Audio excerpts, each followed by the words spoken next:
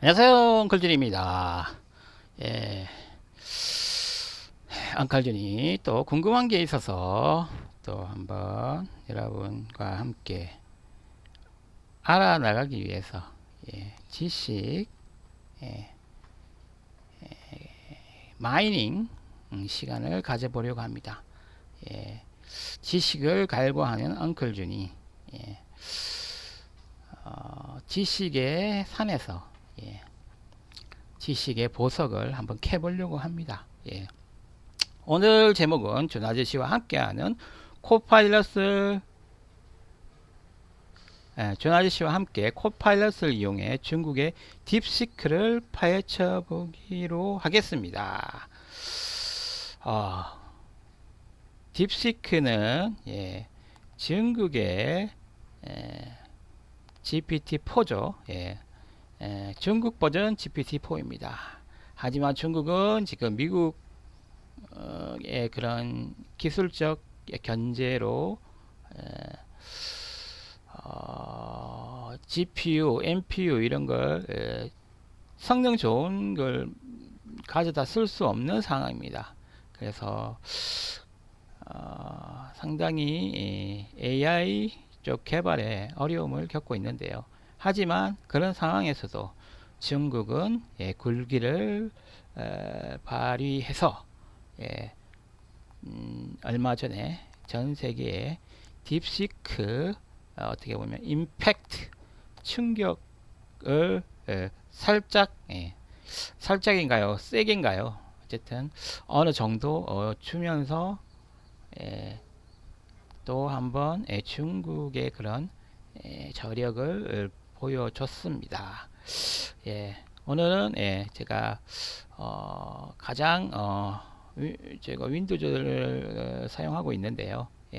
윈도우즈에서 가장 쉽게 LLM 모델, 라지 랭귀지 모델을 쓸 수 있는 코파일럿, 마이크로소프트의 코파일럿을 이용해서 한번 이 딥시크를 파헤쳐 보도록 하겠습니다. 이 코파일럿은 아시는 분들은 아시겠지만 오픈 AI 그쪽에 있는 최신 AI 기술을 그대로 마이크로소프트 쪽에 접목을 시킨 그런 LLM 모델인데요. 어떻게 또 잘 내용을 찾아줄지 한번 파헤쳐 보면서 또 어떻게 중국이 굴기를 했는지 그런 걸 한번 엉클준 IT 전문가로서 어느 정도 배경 지식을 갖고 있는 게임과 로봇 쪽에 실제로 소프트웨어 쪽에 15년 정도 경력을 갖고 있는 그런 인물로서 한번 알아보도록 하겠습니다. 일단 뭐 전체적인 현재 그 AI 개발 사항은 많이 아실 겁니다. 다양한 미국의 빅테크 기업들이 AI에 지금 거의 뭐 올인한다 싶을 정도로 지금 엄청나게 하고 있습니다. 대표적인 그런 AI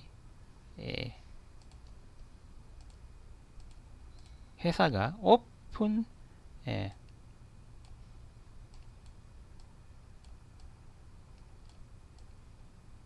AI 뭐 이런 것도 있고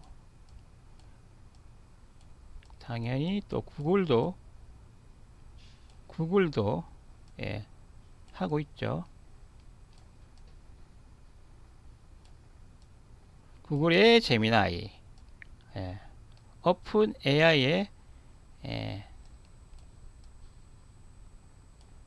GPT 시리즈,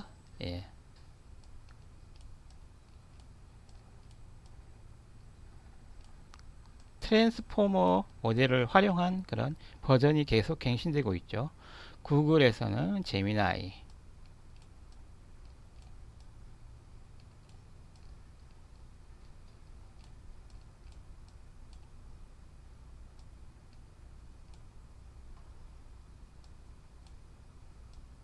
인가요? 정확하게 제미나이 조금 제미나이 한번 알아볼까요? 제미나이 구글의 제미 맞네요.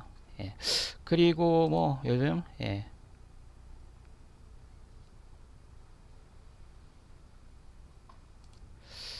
메타 페이스북의 새로운 회사 이름이죠. 새로 만든 사명을 바꿨죠. 메타 상당히 인재를 요즘 자금으로 고연봉으로 끌어들이고 있는 메타 라마 L 두 개인데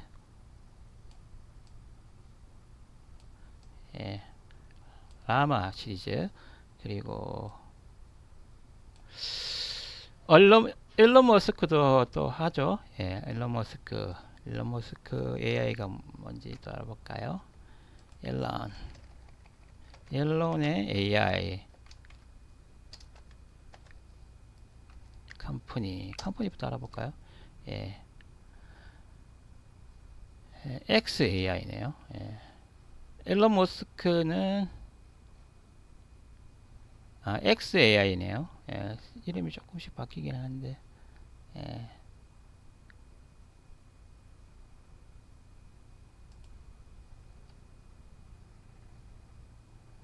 XAI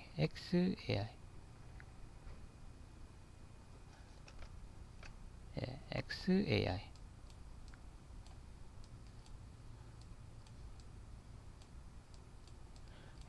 아주 굵직굵직한 회사들이죠.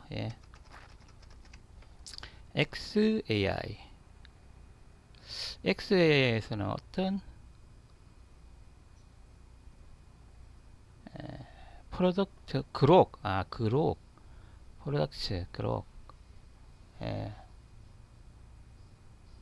그록은 XAI에서 개발한 생성형 챗봇이다. 이렇게 나오고 있네요. 인공지능 챗봇이다. 그록 이런 식으로 지금은 거의 이 정도 수준에서 그록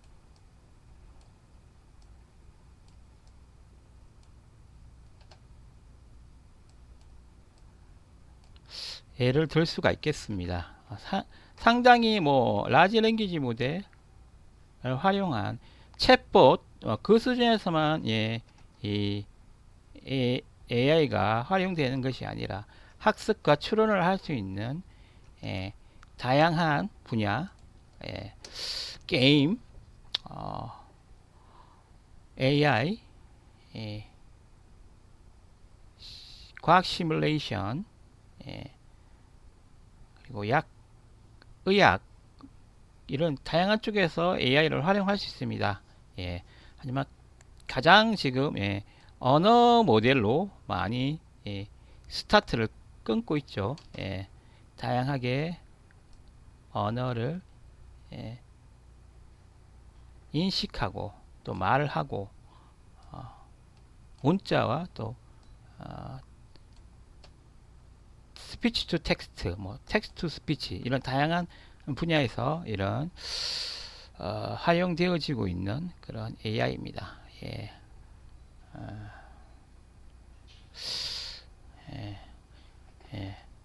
요런 하나의 그런 요즘 GPT-4 이렇게 있는데 이런 라지 랭귀지 모델을 개발하는 데는 미국에서 개발한다 그러면 제일 좋은 뭐 NPU가 필요하겠죠. NPU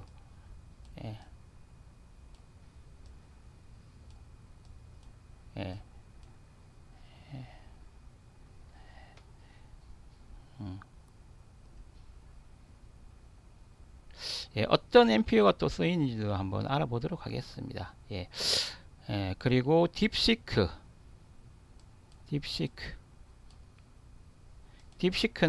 중국에서 저장대 공대를 나온 아주 젊은 에, 사장이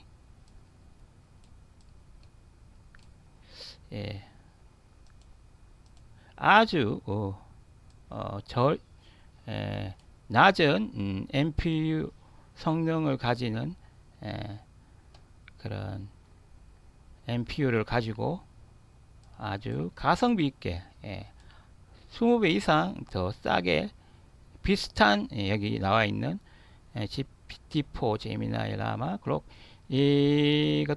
이것들과 거의 비슷한 수준의 그런 라지 랭귀지 모델을 개발해서 실제로 오픈 코드죠. 오픈 소스 기반으로 개발을 해서 활용할 수 있게 아주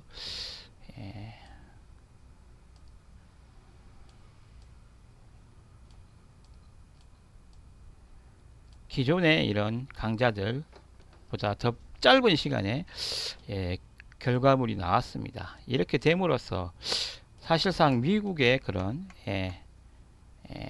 전국 AI 기술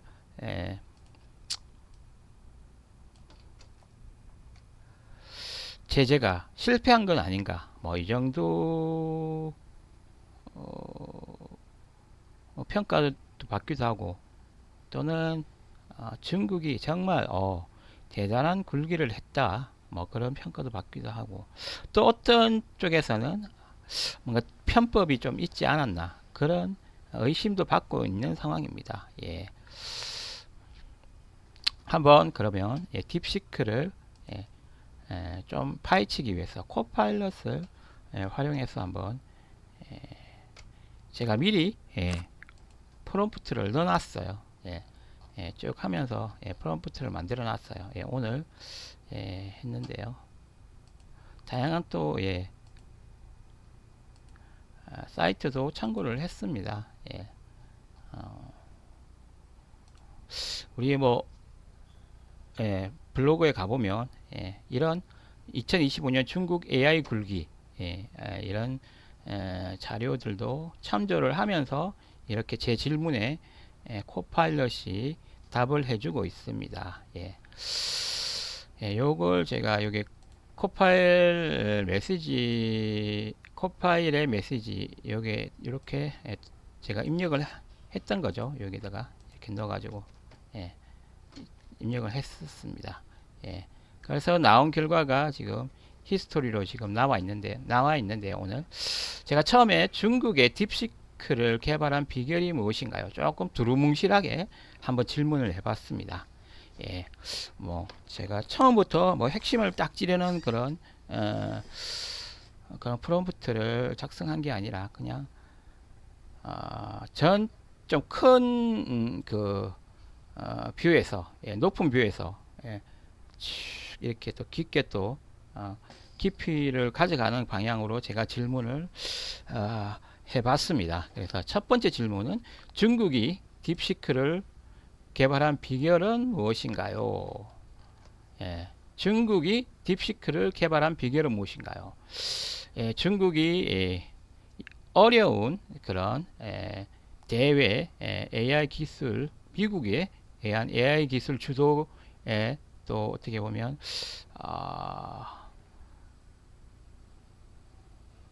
또 제재 같은 것 때문에 중국에서 상당히 AI를 개발하기 힘든 상황인데, 그래도 어떻게든 2025년 중국 AI 굴기가 일어났습니다. 그 최고의 그런 사건이 딥시크 이 사건이죠. 어떻게 보면 중국에서 딥시크를 성공적으로 개발한 비결은 놀라운 효율성과 전략적 기술 선택에 있습니다. 아주 약한 성능의, 낮은 성능의 그런 NPU, 뭐 GPU라고도 할 수 있겠는데, 실제로는 NPU를 활용을 했습니다. 어떤 NPU냐? 엔비디아의 H800, H100보다 성능이 떨어지는 H800을 활용해서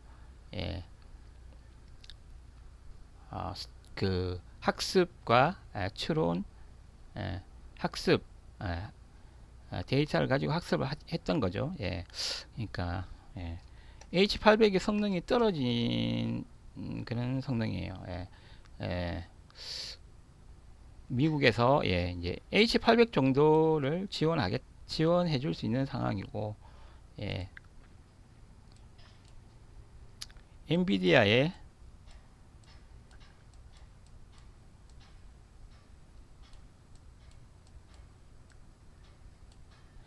H800 조금 성능이 떨어집니다. 여기서 쓰는 것들은 최고 좋은 뭐 H100 뭐 이런 거 쓰겠죠. 성능이 차이가 많이 있습니다. 뭐 여기 H800을 H100의 거세 버전이다. 뭐 그렇게도 표현을 하더라고요. 그런데도 그런 그 성능적 한계, 거세 버전, 그런 성능 한계가 있지만,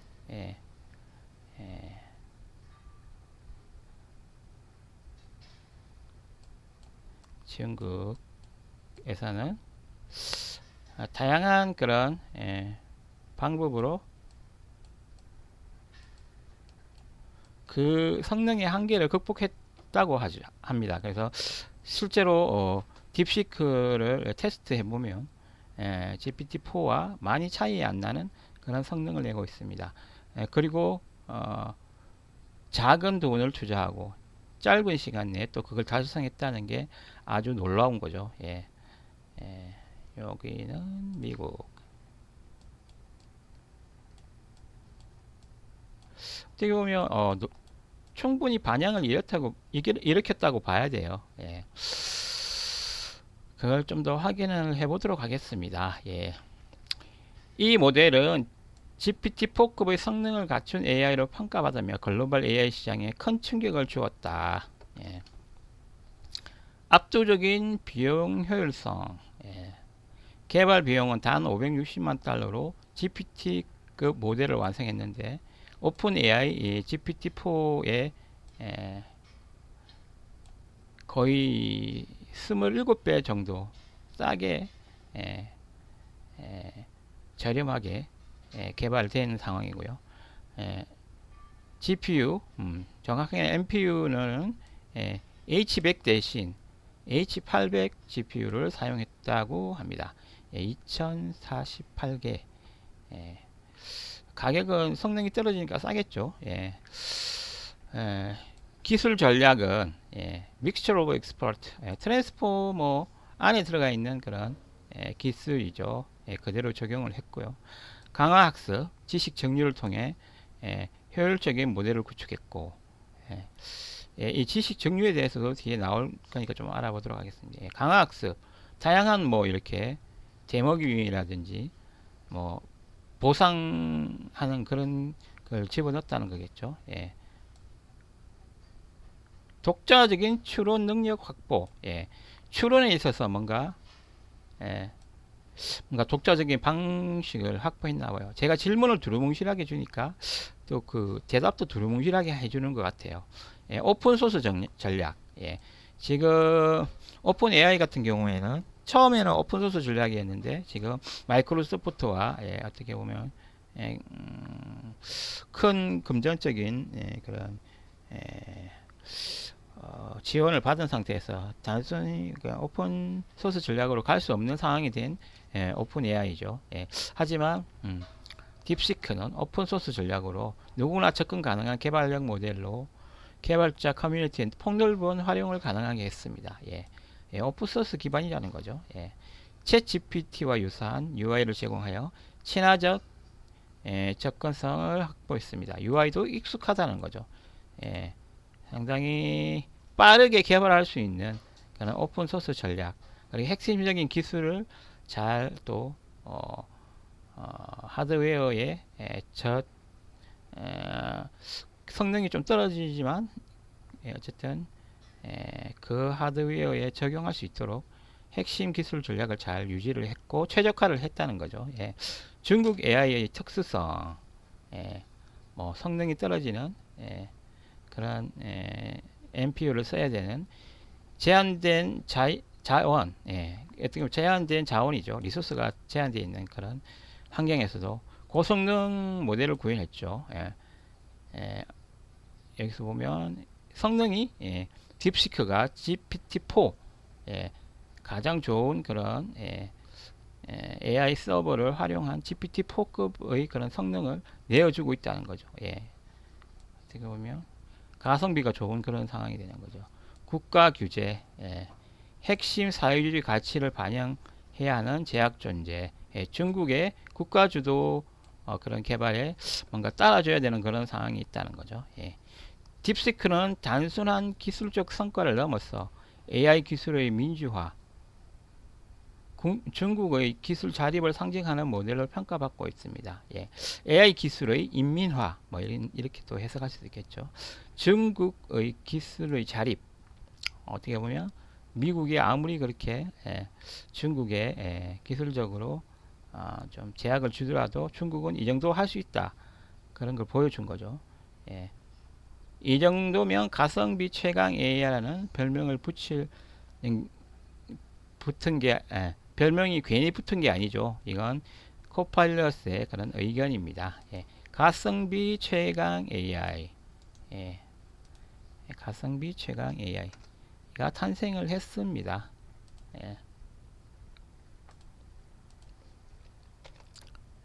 가성비 최강 AI. 어떻게 보면 기존의 그 미국에서 개발했던 이런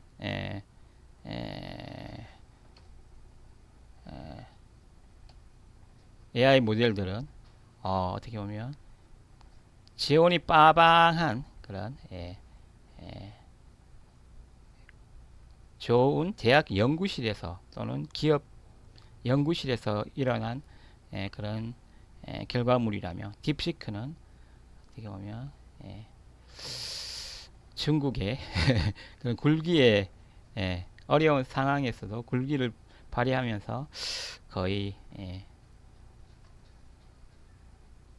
창고 그런 데서 또 이렇게 만들어진 그런 AI 모델이라고 할 수 있겠습니다.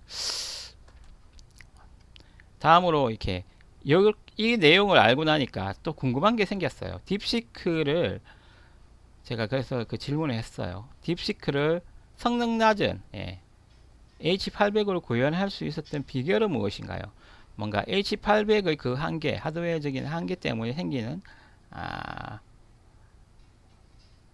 부가적으로 더 해야 되는 그런 개발 분명히 부하가 있을 거예요. 낮은 성능의 그런 NPU를 가지고도 세계와 경쟁하려면 그만큼 더 뭔가 최적화를 해야 되는 또는 좀 더 하드웨어 가속을 받을 수 있는 그런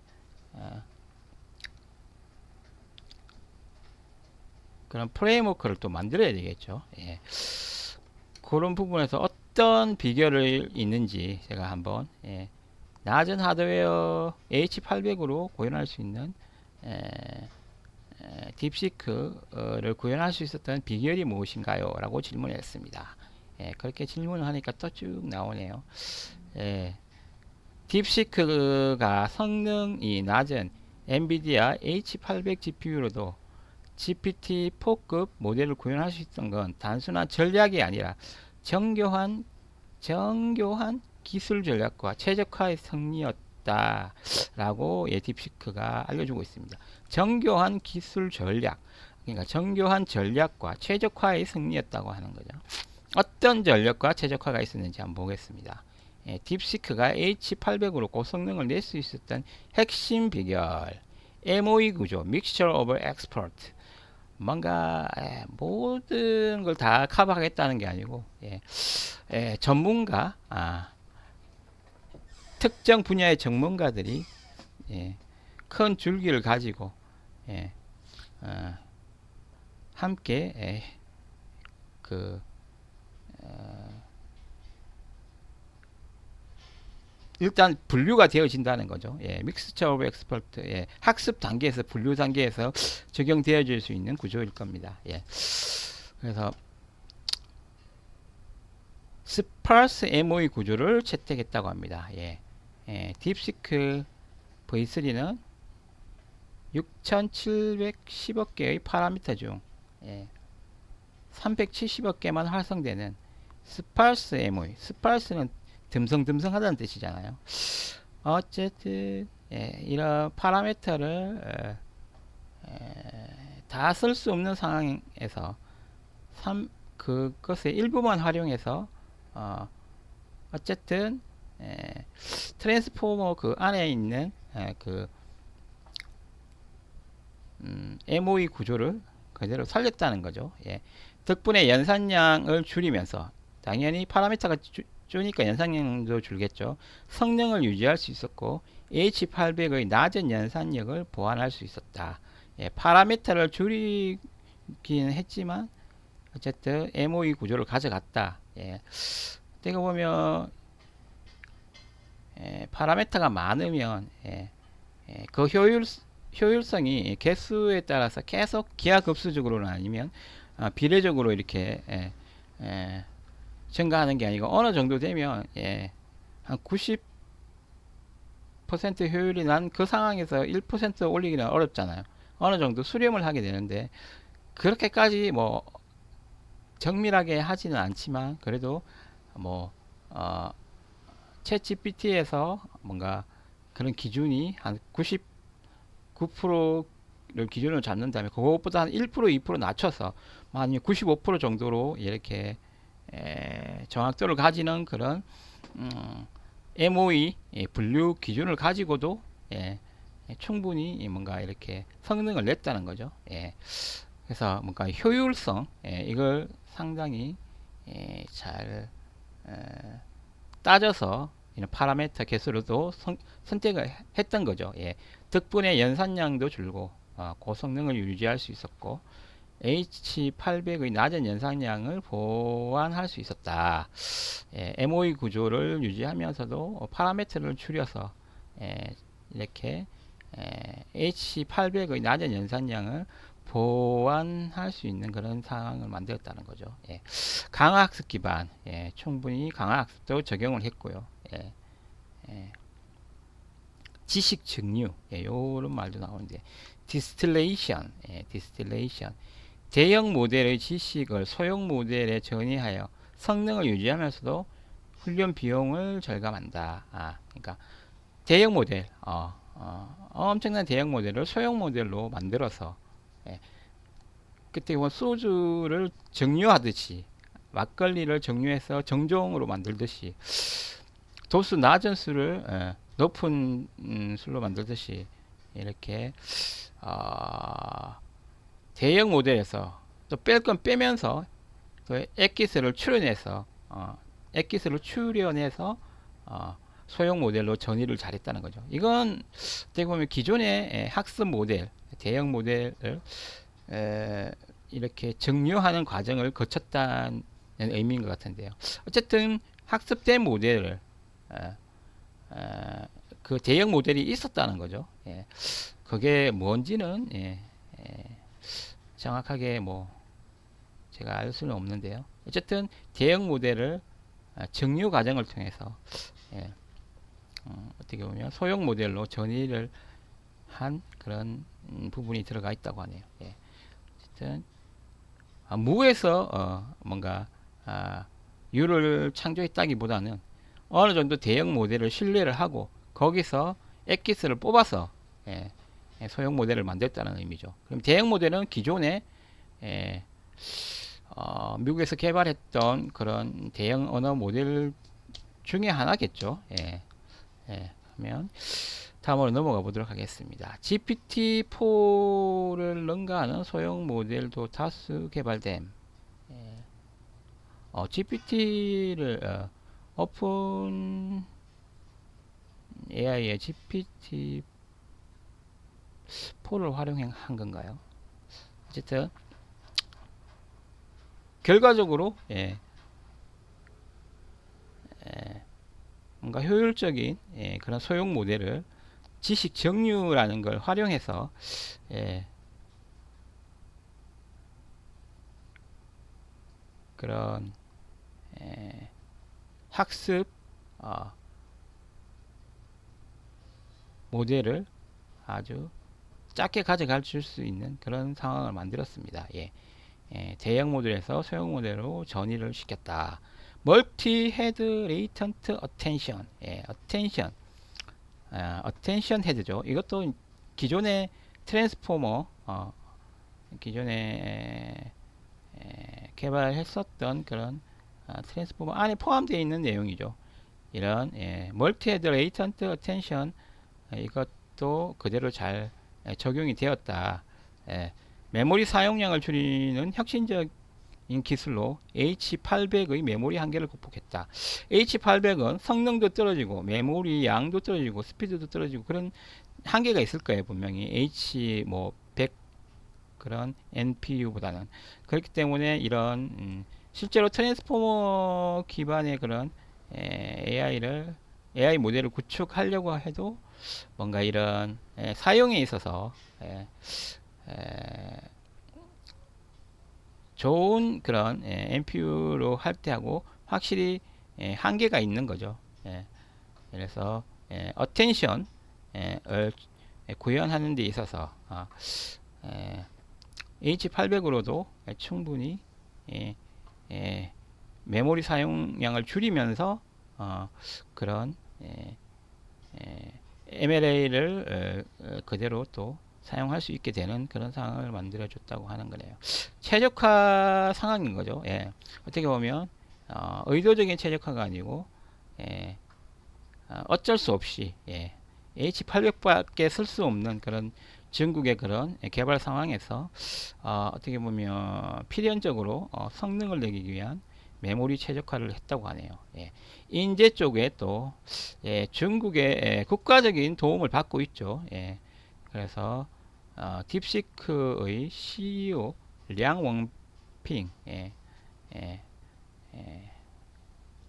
이라는 그런 사람이 국제 수준을 따라잡기 위해 모델 구조와 훈련 효율성이 4배 이상 필요하다고 판단했다.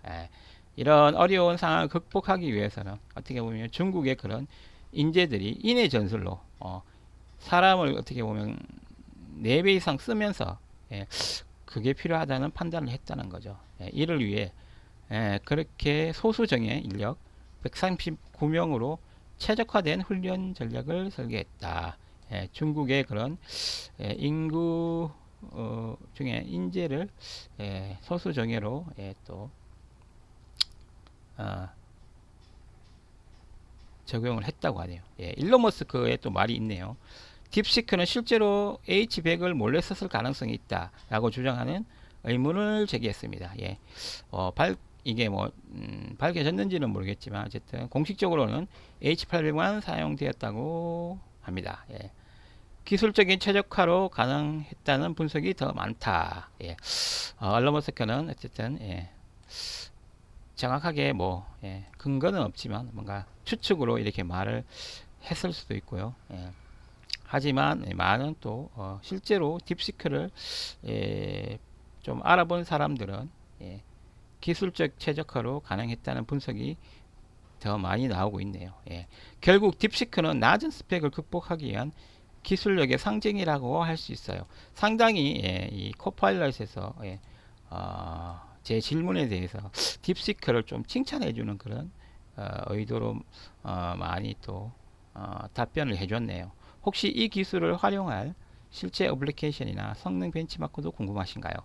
그러면 또 제가 질문을 한 걸 또 다시 한번 보도록 하겠습니다.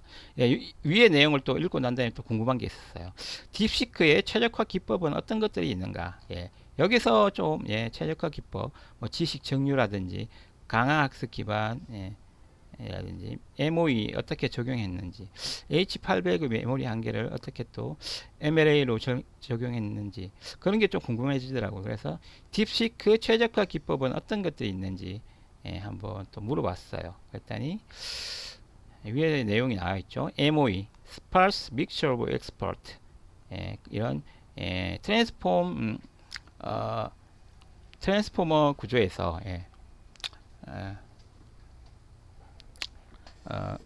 MOE를 어떻게 보면 H800 그 MPU를 가지고도 좀 파라미터를 줄이면서 MOE를 구현을 했다는 거고요. 효율적인 자원 활용을 했고요.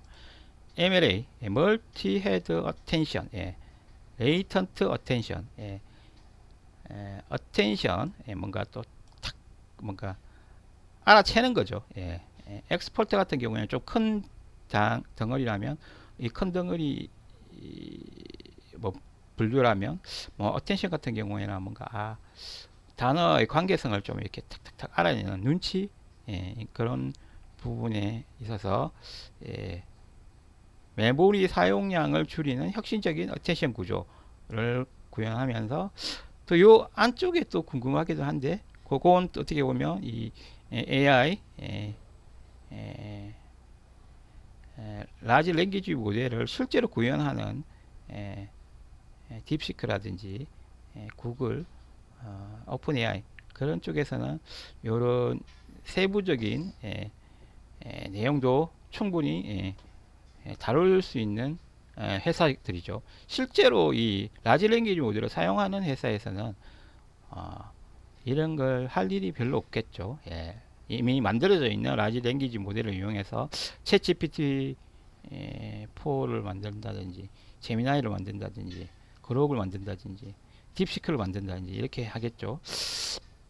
어쨌든 여기서 메모리 사용률을 줄였다고 하네요. 이걸 MLA를 실제로 구현하면서 메모리 사용량을 어떻게 보면 H800을 쓰기 때문에 어쩔 수 없이 혁신적으로 이렇게 바꾼 그런 부분이 있다고 합니다.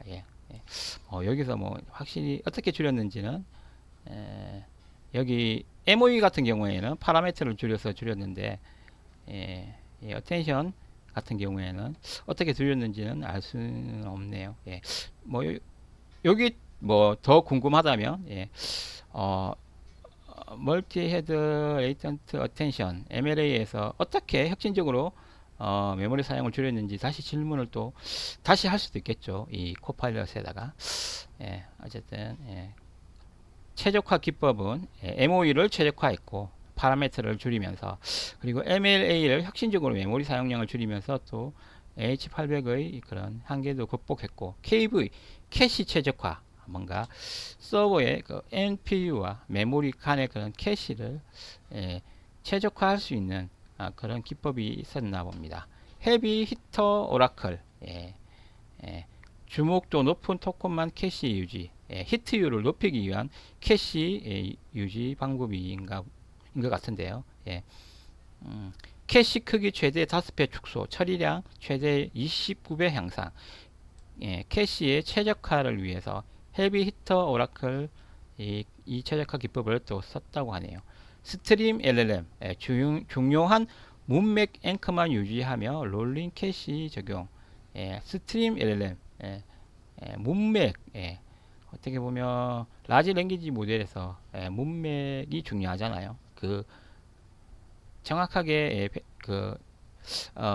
AI가 이 문맥을 어느 정도 잘 파악을 해야지 정확한 답변을 낼 수가 있잖아요. 사실 문맥을 인공지능은 문맥을 이해하는 것이 아니라 그런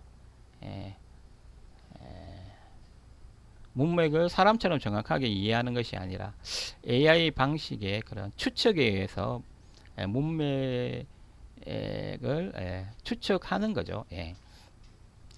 그때 뭔가 그 앞쪽 이런 토큰들이 많이 유지되면 유지될수록 그 문맥을 정확하게 이해할 확률이 높잖아요. 하지만 이 크기가 커지면 메모리 더 많이 차지하게 되고 그걸 처리해주기 위한 그런 NPU 타임도 많이 리소스를 많이 먹게 되잖아요. 그런 부분에 있어서 좀 더 중요도를 둬서 문맥 앵커를 유지하며 롤링 캐시를 적용한다. 어느 정도 중요한 것만 캐시로 유지하는 거고, 여기도 주목도 높은, 중요도가 높은 위주로 캐시를 최적화했다고 하는 거네요. H100을 사용하는 아주 좋은 환경에서는 굳이 이렇게 최적화를 할 필요는 없겠지만 H800 좀 저사양, 저퍼포먼스를 내는 NPU를 사용하는 상황에서는 이런 다양한 최적화 방법이 필요합니다. 트랜스포머 라지 랭귀지 모델을 구축하기 위해서 필요한 거죠. 학습 과정에서 스트리밍 LLM 했고요. 밸류 어웨어 토큰 프루닝, 중요도 기반 토큰 제거. 어쨌든 여기도 토큰, 좀 중요도가 떨어지는 부분은 과감하게 메모리에서 캐시에서 삭제한다는 거죠. 그래서 성능 손실을 최소화한다는 거고, 어댑티브 KV 컴프레션, 압축을 한다는 거죠. 뭔가 유동적으로 런타임에서 주목 패턴을 분석해서 메모리 비용 최적화, 어텐션 주목이죠. 패턴을 분석해서 최적화를 또 했다는 거고, 다이나믹 메모리 컴프레션, 여기도 압축을 했다는 거예요. 중요도 낮은 토큰을 병합했다. 최대 8배 압축. 메모리도 아끼고, 그리고 NPU 처리 속도도 아끼고, 그런 방법에 있어서 다양한 이런 캐시 최적화가 있었습니다. 강화학습에서도 기존의 미세 조정 대신 환경과 상호작용하여 학습을 했다. 인간 학습과 유사, 추론 능력이 향상되었다. 요 강화학습 부분은 조금 뭔가 기존의 미세 조정 방식이 있었다면 그걸 또 다르게 또 한 차원 뭔가 환경하고 상호작용하면서 뭔가 추론에 조금 더 성능을 향상할 수 있는 그런 부분을 또 훈련을 했다고 하네요. 일단 이 정도에서 일단 넘어가도록 하겠습니다. 지식 정리요. 대형 모델을 소형 모델로 전환했다. 기존의 대형 모델 만들어져 있는 어떤 대형 모델인지는 모르지만 어쨌든 대형 모델을 소형 모델로 전환해서 아주 뭐 99%의 그런 순도의 그런 대형 모델, 99%의 그런 정답률을 낼 수 있는 그런 대형 모델을 좀 더 뭐 정답률이라든지 그런 거 조금 떨어뜨리더라도 효율적인 그런 소형 모델을 만들 수 있는 그런 상황이 된 것 같습니다. 지식 정류, 중요도라든지 뭐 이런 그런 효율성을 가지고 지식 정류 그런 과정을 거쳤다는 거죠. 이렇게 하면서 GPU4보다도 더 뛰어난 그런 소형 모델도 개발되었다고 합니다. 프롬프트 최적화 전략, 체인 오브 소트, 셀프 버리피케이션, 멀티 스텝 리스폰스 등 논리적 사고 기반 프롬프트 설계로 응답 품질을 향상했다. 질문을 잘 던져야지만 또 답을 잘 줄 수 있는, 그런 질문을 잘 이해해야지 또 AI가 답을 잘 낼 수 있는 그런 상황을 만든 프롬프트 최적화도 했다고 합니다. 이 정도라면 딥시크를 최적화의 교과서라고도 불러도 손색이 없겠죠. 딥시크를 아주 중국의 굴기를 좋게 평가해주고 있습니다. AI 최적화의 교과서적인 역할을 했다고 하네요. 어떻게 보면 고난이 그런 중국의 그런 어려움이 어떻게 보면 중국의 그런 전화위복이 된 그런 상황으로 평가를 하고 있습니다. 그래서 윗부분까지 좀 디테일하게 어떤 최적화 딥시크의 주요 최적화 기법을 좀 알아봤고요. 그 다음에 또 딱 떠오르는 질문이 있었어요. 딥시크에서 NPU H800을 활용한 학습과 추론을 위한 최적화 방법을 소프트웨어 측면에서 좀 더 자세히 설명해 주세요. 제가 아무래도 소프트웨어 개발자다 보니까 하드웨어가 일단은 한계가 있어. H100이 아닌 H800인 상황에서 어떻게 그 하드웨어의 약한 부분을 소프트웨어적으로 극복을 했는지, 예, 극복해야 될 거잖아요. 예, 하드웨어는 일단 정해져 있는 스펙이기 때문에 뭔가 그 최적화 방법은 소프트웨어적으로 극복할 수밖에 없을 거예요. 예, 그렇기 때문에 그 질문을 한 겁니다. 이건 엉클준의 어떻게 보면 경험과 좀 연관이 되는 그런 질문이 되겠습니다. 예, 딥시크가 엔비디아의 H800 GPU를 활용해 GPT-4급 성능을 구현할 수 있었던 건 단순히 하드웨어 활용이 아니라 소프트웨어 최적화의 정교함 덕분이에요. 예. 아래에 딥시크가 적용한 주요 소프트웨어 최적화 기법을 좀 더 깊이 설명드릴게요. 위에서보다 좀 더 깊게 또 소프트웨어 측면에서 깊게 또 들어갈 수 있는 그런 최적화 설명입니다. 예. FP8, 예, 8은 이거는 8비트, 16비트 뭐 그 의미죠. F는 플로트, 플로트 포인트 8이라는 그런 연산을 최적화한 그런 그렇다는 거죠. 딥시크에서는 엔비디아의 FP8 포맷을 적극 활용해 메모리 사용과 연산 속도를 극적으로 개선했다. FP8이면 이것보다 더 메모리를 많이 차지하고 정밀도가 높은 그런 포맷도 있겠죠. 뭐 FP16이나 32 이런 것도 있겠죠. 어떤 경우에서는 이런 좀 적절한 최적화를 통해서 이런 메모리 사용과 연산 속도를 줄일 수 있습니다. 연산 속도를 늘려주고 메모리 사용량을 줄일 수도 있습니다. 이때 기존의 엔비디아의 FP8 포맷을 적극 활용해서 어떻게 보면 좀 사용 메모리가 작은 그런 포맷인 것 같은데요. 그걸 활용해서 메모리 사용량과 연산 속도를 극적으로 개선했다고 합니다. 요건 어떻게 보면 실질적으로 라지 랭귀지 모델을 만드는 그런 조금 학습 과정을 거치는 그런 실질적인 오픈 AI라든지 딥시크 그런 회사에서 충분히 시도해 볼 만한 그런 부분인 것 같습니다. 누적 오차를 줄이기 위한 레버마다 곱셈마다 TF 32로 역변하여 정밀도를 보정한다. 누적 오차, 누적 오차 줄이기 위한 뭔가 방법인가 봐요. 역변환하여 정밀도를 보정했다. 요거는 조금 좀 더 깊은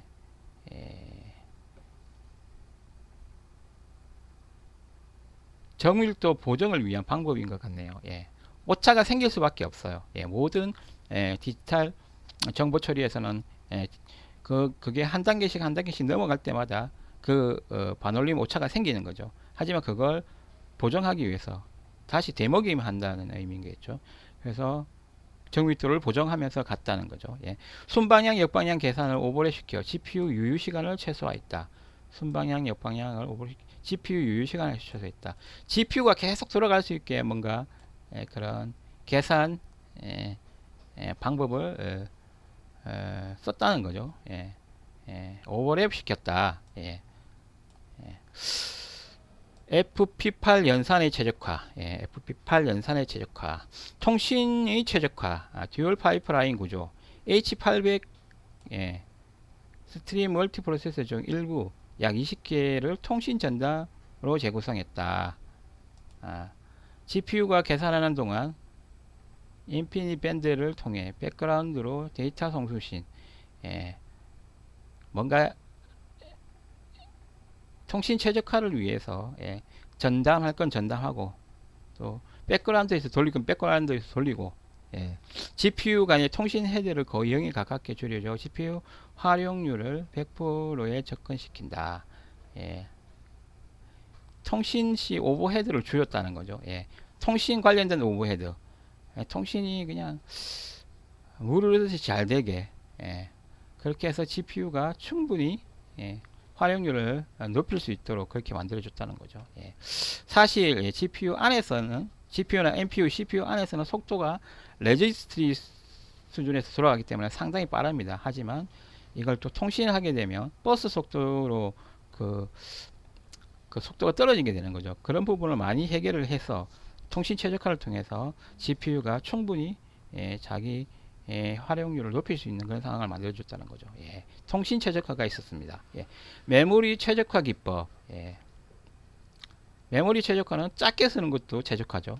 그리고 작게 쓰면서 그 나머지 부분을 또 다른 걸로 활용할 수 있는 다양하게 그런 방법을 사용했을 겁니다. 일단 중간 계산 값을 저장하지 않고 필요시 재계산. 일단 중간 계산 값은 저장하려면 메모리 공간을 많이 차지하는 거잖아요. 그런 부분을 최대한 줄이고 필요할 때 계산을 한 번 더 하는 거죠. 그런 식으로 메모리를 전략했다. 잘 선택을 해야겠죠. 어떤 게 재계산하는 게 더 그 메모리 최적화에 효율적인지 아니면 중간 계산 값을 저장하는 게 효율적인지 그런 부분을 잘 판단해서 상당히 이건 소프트웨어적으로 엄청나게 많은 테스트를 거쳤을 겁니다. 또 그 소프트웨어 최적화 부분에 개발자들이 많이 붙었을 거고요. 또 시간 투자도 많이 됐을 거고요.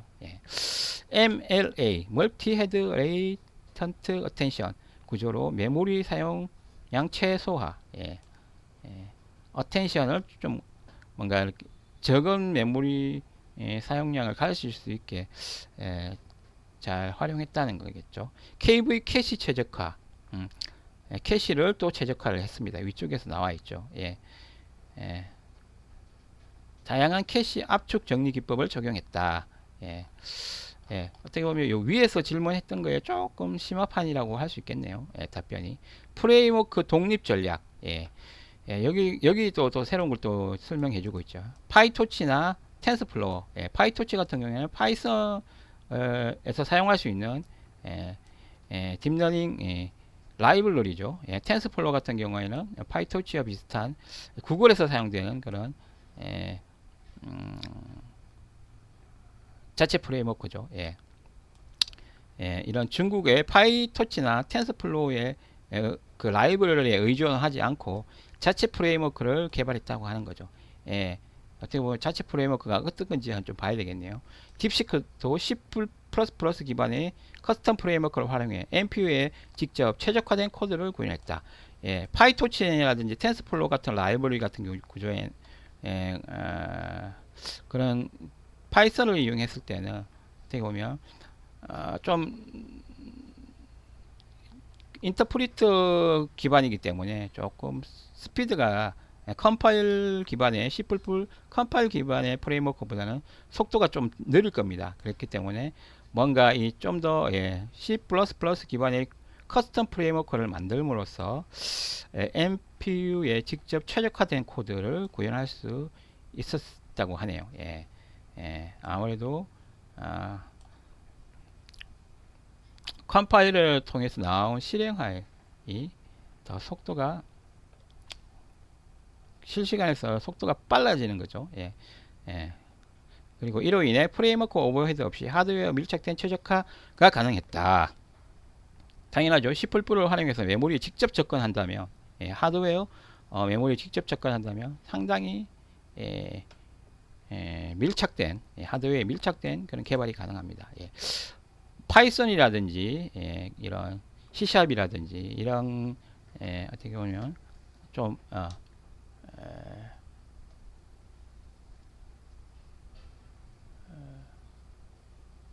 자바스크립트 같은 그런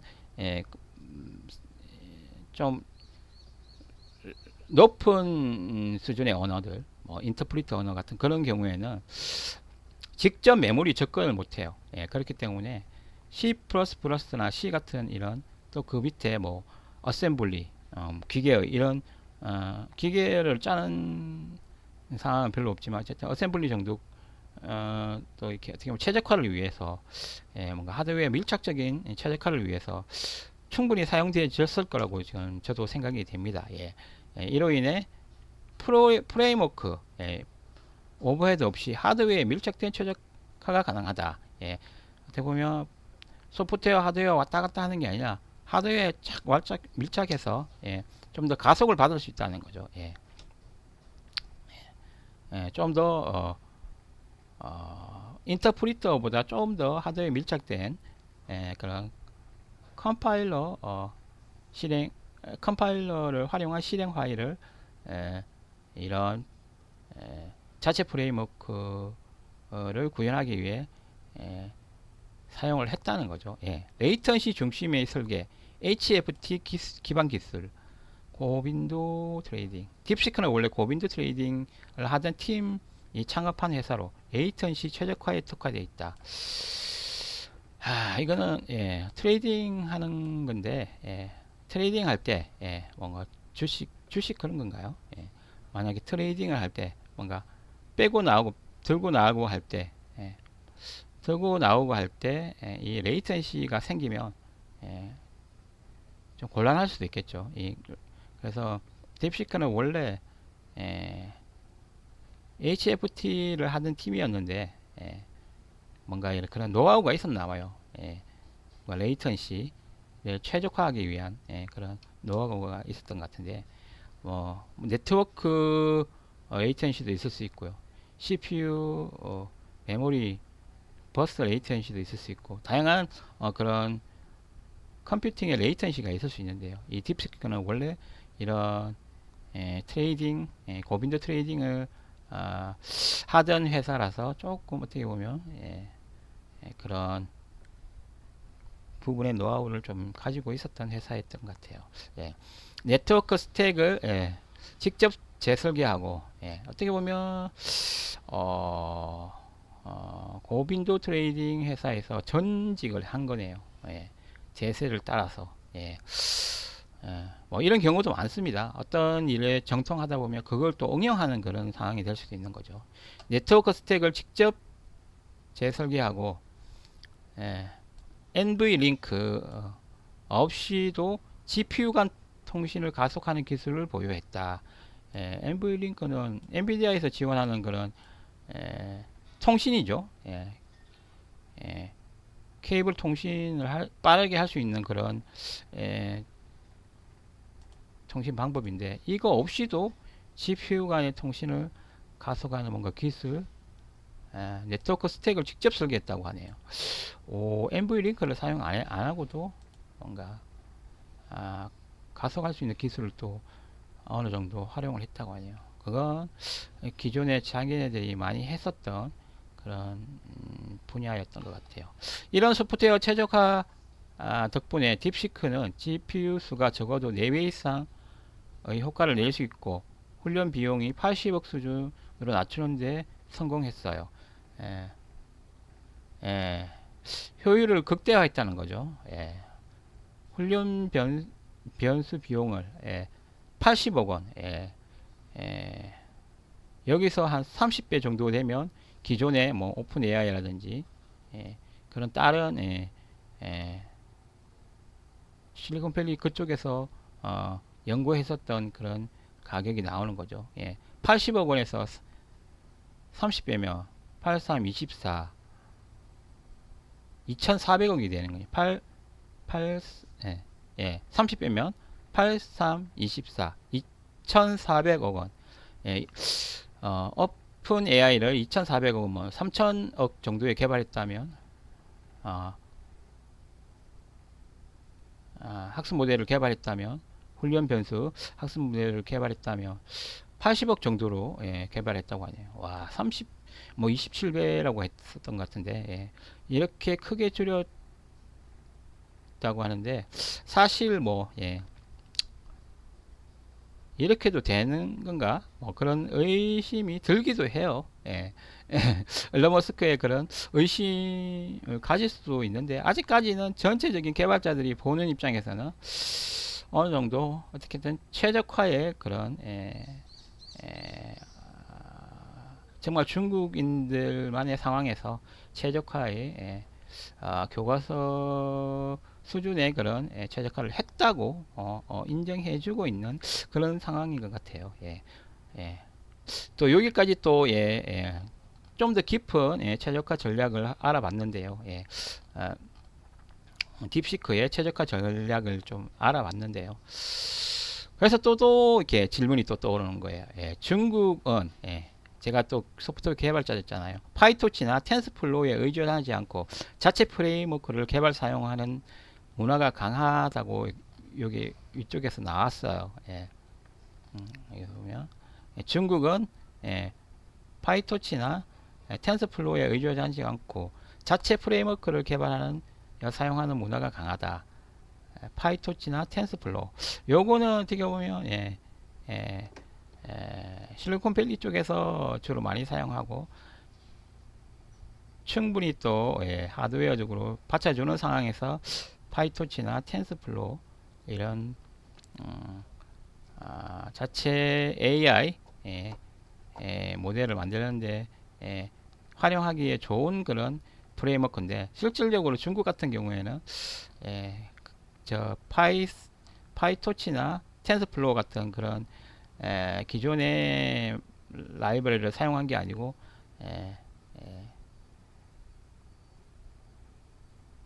자체적으로 또 라이브러리를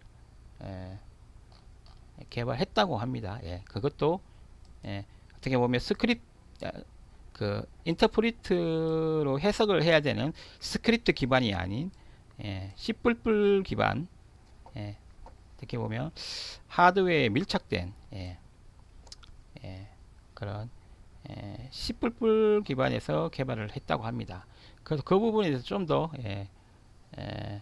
질문을 했어요. 중국의 파이토치나 텐서플로우에 의존하지 않고 중국은 파이토치나 텐서플로우에 의존하지 않고 자체 프레임워크를 개발 사용하는 문화가 강함에 대해서 좀 더 설명해 달라. 어떻게 자체 AI 모델을 개발했는지 그 프레임워크에 대해서 한번 어떻게 구현을 했는지 C++를 어떻게 구현했는지 그것이 궁금했던 거죠. 엉클주는. 저도 이제 뭐 옛날에 게임을 개발할 때는 아주 빠르게 그 처리돼야 되는 부분은 C나 C++로 개발을 했었고요. CPU나 GPU에 좀 더 하드웨어에 좀 밀착된 그런 가속받을 수 있는 그런 상황을 만들기 위해서는 그런 C나 C++ 같은 메모리에 직접 접근 가능한 그런 컴파일러 언어를 많이 사용했었고요. 그리고 이런 그렇게 속도가 중요하지 않는 그런 일반적인 컨텐츠 데이터 처리 부분이라면 스크립트를 활용해서 뭐 이렇게 어떻게 보면 실시간에서 읽어드려서 스크립트를 읽어드려서 적용할 수 있는 그런 상황을 만들었던 것 같아요. 그런 것처럼 중국도 어떻게 보면 현재 자기 상황에서 최적화된 AI 모델을 만들기 위한 그런 파이토치 같은 걸 C++에서 만들었던 거죠. 기술 자립 전략, 모든 것을 다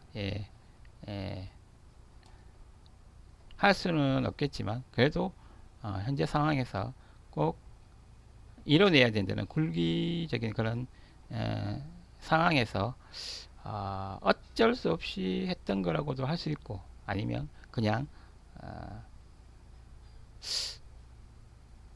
뭔가 자립 정신이 있었는지는 모르겠는데 제가 생각했을 때는 이거는 하드웨어 한계적인 상황에서 어쩔 수 없이 할 수밖에 없었던 기술 자립을 할 수밖에 없었던 떠밀려서 미국이 워낙 기술 제재를 많이 하니까 H100도 안 주고 H800으로 그냥 거세된 그런 MPU로 뭔가 하라고 하니까 그걸로밖에 할 수 없는 상황이다 보니까 뭔가 기술 자립이 어떻게 보면 떠밀려서 자연스럽게 됐다고 봐야 될 것 같아요. 미국의 기술 제재 이후 중국은 외산 기술의 의존도를 줄이는 것을 국가 전략으로 설정했고 오픈소스 기술을 활용해 디지털 주권 확보와 글로벌 표준 주도권을 노린다. 오픈소스를 또 활용을 했습니다. 비용 절감과 라이선스 회피, 파이토치나 텐서플로우 미국 기업이 개발한 프레임워크로 상업적인 라이선스 비용이나 기술 제약을 좀 없앴고요. 자체 프레임워크로는 로열티 없는 자유롭게 커스터마이징 가능한 뭔가 개발자들이 좀 더 디테일한, 좀 더 깊은 그런 튜닝을 하기 위해서, 파인 튜닝을 하기 위해서는 이런 자체 프레임워크가 있다면 최적화와 또는 다양한 활용에 있어서 유리하겠죠. 중국 개발자 생태계의 최적화. 어떻게 보면 중국에서 만든 그런 자체 프레임워크면 중국 개발자들이 훨씬 더 유리하겠죠. 언어라든지 그런 산업 현장에서 좀 더 맞춤화 그런 중국의 이제 제조업 강국 최강국이잖아요. 그게 맞게 또 최적화할 수 있게 되는 거죠. 대표적인 중국산 프레임워크 사례 패들 바이두에서 마인드스포어 화웨이 원플로어 이노브레이크 메가 엔진 매그브 다양한 또 영역에서 이렇게 AI 프레임워크를 개발을 했습니다. 보면 병렬 분산 딥러닝 딥러닝에 또 NLP 자연어 처리 그리고 컴퓨터 비전 생물학 등의 다양한 분야에 적용될 수 있는 그런 프레임워크를 바이두에서 가지고 있다고 하네요. 이 정도 되면 다양한 또 응용도 가능하겠네요. 아주 큰 학습 모델도 있겠지만 그걸 또 증류시켜서 좀 작은 모델로도 만들 수 있고 그걸 또 작게 하면 AP 같은 또는 인비디드 그쪽에서 작동할 수 있는 그런 AI 프레임워크도 가능하겠습니다. 상당히 중국은 하드웨어 더 밀접한 하드웨어가 더 밀접한 그런 접근 방식으로 많은 그런 또 소프트웨어 AI 개발 프레임워크를 만들기 위한 소프트웨어 기술을 또 이 과정을 통해서 또 많이 배우고 익혔을 것 같습니다. IoT 모바일 경량화에 또 역시 뭔가 이렇게 어려움이 꼭 나쁜 건 아닌 것 같아요. 어려운 상황에서 뭔가 그 개발 노하우는 또 쌓이면 또 다르게 또 경쟁력이 또 될 수도 있겠어요. 고성능 분산 훈련, 분산 처리겠죠. 분산 처리 학습에 있어서 분산 처리할 수 있는 그런 훈련을 특화된 그런 원플로우도 있고 얼굴 인식 영상 분석 기존의 CV 컴퓨터 비전 쪽에 최적화된 매그 엔진 이런 것도 중국에서 중국산 AI 개발 프레임워크 사례가 있네요. 딥시크도 자체 프레임워크 사용. 딥시크는 파이토치나 텐스플로 대신 C++ 기반 커스텀 프레임워크를 사용해서 엔비디아 H800 저사양 그런 NPU를 가지고도 직접 최적화 코드를 구현했다고 하네요. 이 덕분에 프레임워크 오버헤드 없이 파이썬의 그런 라이브러리나 텐스플로 같은 라이브러리를 사용하는 오버헤드 뭔가 스크립트에서 또 스크립트를 또 인터프리트 하기 위한 그런 오버헤드들이 있겠죠. 그런 라이브러리를 NPU에서 인식하기 위한 그런 인터프리트 하기 위한 오버헤드들을 없앴다고 하는 거죠. 그만큼 하드웨어 밀착형 실행 파일에 C++ 기반의 그런 커스텀 프레임워크를 AI 그 학습 모델에 적용을 했다고 하는 겁니다. 또 이 정도 되면 엉클준이 또 이 부분이 어떻게 적용이 되는지 C++ 기반의 커스텀 프레임워크 딥시크에서 어떻게 적용이 되는지 궁금해지잖아요. 그래서 또 다음 질문이 또 나온 겁니다. 여기서 이제 패들이라는 게 있었는데요. 바이두에서 개발한 다양한 그런 AI 개발 분야에서 지원해 줄 수 있는 C++ 기반의 커스텀 프레임워크 패들에 대해서 좀 더 궁금해서 패들의 사용 예시를 보여줄 수 있어? 라고 질문했습니다. 여기서 보면 파이썬 파이썬이 있고 파이토치가 있잖아요. 파이썬은 어떻게 보면 인터프리트 언어라고 보시면 되고 파이토치는 이 파이썬에서 사용할 수 있는 AI 딥러닝 라이브러리라고 볼 수 있습니다. 그래서 이 파이썬을 사용하면서 그게 이제 사용하는 또 함수들이 있어요. 여기서 보면 from 패들 import 패들 OCR 뭐 이런 식으로 여기 적혀있는데 이거는 C 언어에서 include 역할인 것 같아요. 임포트를 했다는 거잖아요. 이제 패들을 활용하는 그런 패들의 그런 C++에서 구현된 AI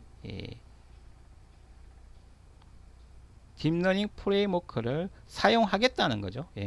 그걸 선언한 부분이고 임포트 CV2 컴퓨터 비전 2를 사용하겠다는 거고 여기는 matplot 라이브러리 pyplot을 사용하겠다는 거잖아요. 그래서 그 다음이 이제 OCR 모델 초기화. 여기서 패들 OCR 이 함수죠. 패들에서 C++에서 구현된 그런 함수를 호출해서 아주 빠르겠죠. C++에서 구현됐기 때문에 이렇게 초기화를 하고 이미지 패스를 집어넣어주고 이미지를 읽어온다는 거죠. OCR을 실행하고 결과를 출력합니다. 이건 이미지에서 텍스트를 추출하여 추출하는 작업에 매우 강력한 성능을 보여줍니다. 그 추출하는 부분 그 파이썬 스크립트인데요. 여기서 OCR의 OCR 이 이미지에서 문자를 우리 OCR 문자를 인식해주는 그런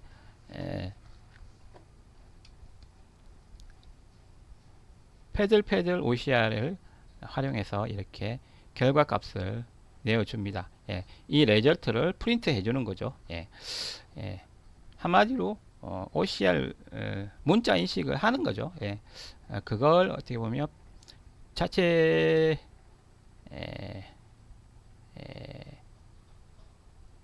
프레임워크인 딥러닝 프레임워크인 패들을 활용해서 중국에서는 이런 식으로 속도를 높이는 거죠. 여기서 파이토치 라이브러리를 활용해서 할 수 있지만 그것보다는 파이토치는 어떻게 보면 그 인터프리트 기반이기 때문에 그 부하가 있습니다. 그 해석을 하기 위한 실시간에서 NPU가 그 명령을 인식하고 처리하기 위한 그런 인터프리트 해야 되는 그런 부하가 있는데요. 실행하여 C++에서 이미 그 실행화 안에 박혀 있는 그런 이런 함수들은 바로 그냥 NPU가 실시간에서 인터프리트 하지 않고 바로 그냥 그 함수를 인식하고 함수를 구현할 수 있는 그런 상황이 됩니다. 그래서 하드웨어 밀착형이 인터프리터보다는 컴파일러로 컴파일한 그런 실행 파일이 더 하드웨어 밀착형이라는 거죠. 그리고 YOLO 뭐 또 다른 컴퓨터 비전 쪽에 또 있네요. YOLO 이런 YOLO 모델을 패들 형식으로 변환한다. 이렇게 다양한 그런 중국에서 개발한 그런 C++ 기반 커스텀 프레임워크들이 이렇게 실제로 파이썬 안에서도 이렇게 파이토치를 사용하지 않고 또는 텐스플로우를 사용하지 않고 이렇게 중국 자체의 C++ 기반의 그런 커스텀 프레임워크 학습 딥러닝 프레임워크를 활용해서 이렇게 속도를 가속을 시킬 수 있는 거죠. 이런 예제도 한번 살펴봤습니다. 파이썬은 쓰는데 그 라이브러리를 뭘로 쓰느냐 그 정도 수준에서 어떻게 보면 중국은 최적화를 했던 거죠. 예. 파이토치를 쓸 거냐 아니면 텐스플로우를 쓸 거냐, 이건 아니다. 장애인들이 생각했을 때 이건 라이센스 문제도 있고 또 인터프리트의 한계도 있고 그렇기 때문에 그것보다는 C++ 기반의 그런 AI 프레임워크를 사용해서 성능이 떨어지는 H800에서도 그 가속을 유지하겠다는 그런 의지인 것 같습니다. 상당히 어떻게 보면 어쩔 수 없이 제가 봤을 때는 어쩔 수 없이 상황적으로 중국 자체 프레임워크를 개발한 그런 상황도 있었던 것 같습니다. 물론 뭐 다양한 또 전략적인 선택도 있었겠죠. 그리고 여기까지 딱 이제 좋아. 그런 자체 제작 C++ 기반의 그런 AI 프레임워크도 받고 개발 프레임워크도 받고 그러면 또 질문이 또 나오더라고요. 그래서 딥시크의 파이토치나 텐스플로우 대신 C++ 기반 커스텀 프레임워크를 사용해 엔비디아 H800에 직접 최적화 코드를 구현했어요에 대해 좀 더 자세히 설명해 줘요. 위쪽에 있는 내용 중에 조금 궁금했던 부분을 또 따와서 예, 예,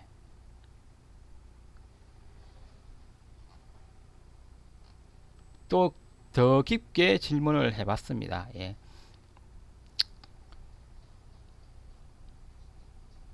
저는 C++ 이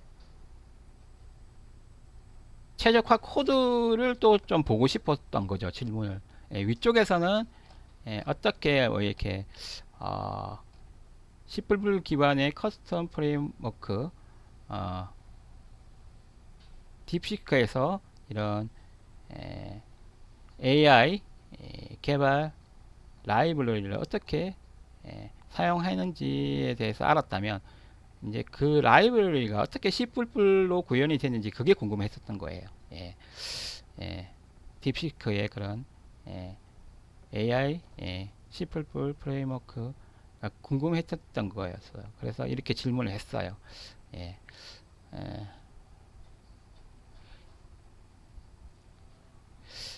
그래서 그거에 대한 또 답변을 해줬네요. 좋아요. 이 문장은 딥시크가 기존의 딥러닝 프레임워크 파이썬이나 텐스플로우 등을 사용하지 않고 C++ 기반의 독자적인 커스텀 프레임워크를 개발하여 엔비디아 H800 GPU에 최적화된 방식으로 모델을 구현했다는 의미예요. 이 H800에 최적화된 그런 C++ 기반의 독자적인 커스텀 프레임워크를 만들었다는 의미라는 거죠. 또 밑에 보면 왜 C++ 커스텀 기반의 프레임워크를 선택했을까? 성능 극대화. C++는 저수준 언어로 C++ C 이 언어는 사실 파이썬을 활용한 파이토치나 텐서플로우보다는 그런 인터프리터 언어보다는 저수준이라는 것이 사실 C++보다는 C보다는 어셈블리보다는 기계어 이런 게 더 저수준이죠. 하지만 C++나 C는 메모리를 직접 접근할 수 있기 때문에 어떻게 보면 인터프리트 그런 랭귀지보다는 저수준이라는 의미죠.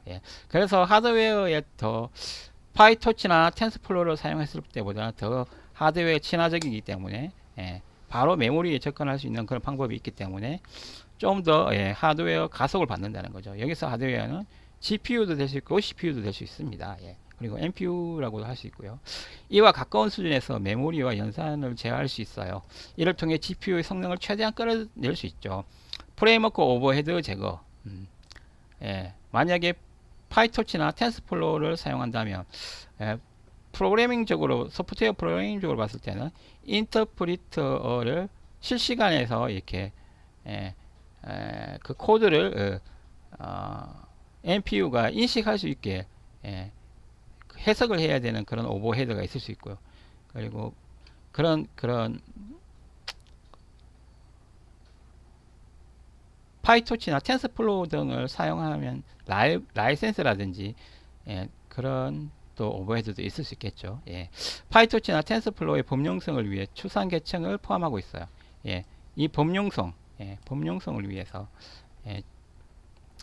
파이토치나 텐서플로우는 여러 분야, 한 분야, 뭐 LLM 한 분야에서 쓰기 위한 그런 용도, 초기에는 그렇겠죠. 그렇지만 점점 이제 아까 전에 봤을 때 다양한 분야, 뭐 시뮬레이션이라든지 의료, 이런 AI, 이 다양한 분야에서 활용할 수 있는 라이브러리이기 때문에 좀 덩치가 큽니다. 그렇게 해서 범용성이 있고 대신 그런 또 인터프리터의 그런 단점으로 좀 추상화 계층이 있어요.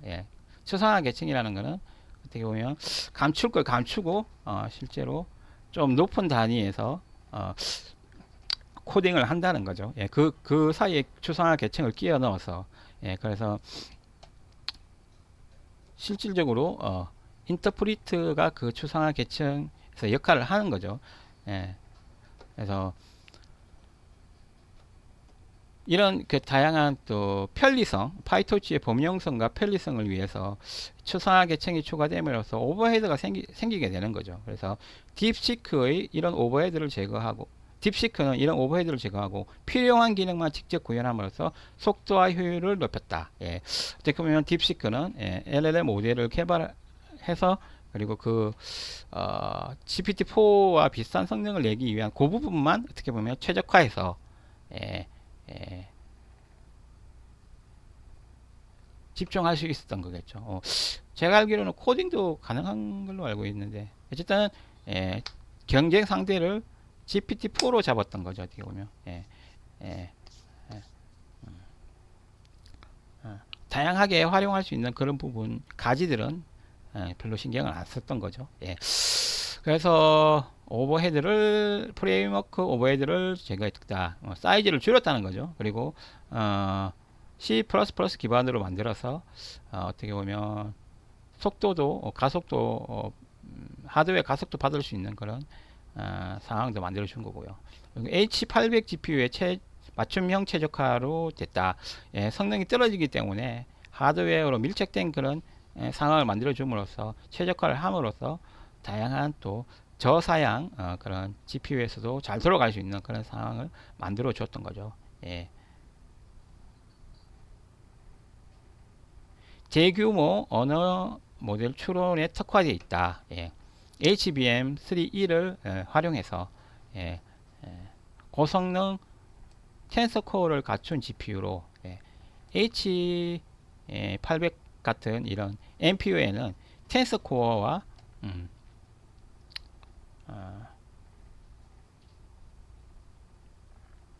쿠다 코어 이런 GPU AI 처리에 필수적인 그런 코어들이 포함되어 있죠. 텐스 코어 GPU와 쿠다 코어를 활용해서 물론 H100보다는 메모리 용량이라든지 스피드라든지 이런 게 좀 떨어지겠지만 그래도 어느 정도 최적화를 통해서 성능을 비슷하게 다른 H100을 사용한 그런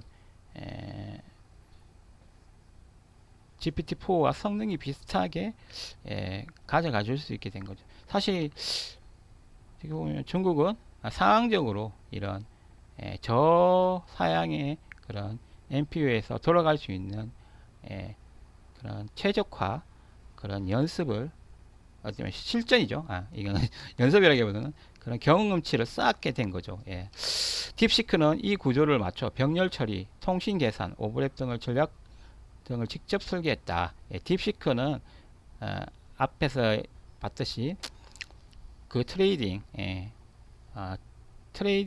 전문 회사였잖아요. 어떻게 보면 레이턴시를 줄일 수 있는 통신 방법들을 이미 노하우를 가지고 있었던 것 같아요. 거기에다가 기존의 또 병렬 처리, AI 병렬 처리를 위한 그런 최적화를 추가하면서 낮은 그런 성능의 그런 H800으로도 GPT-4의 그런 버금가는 그런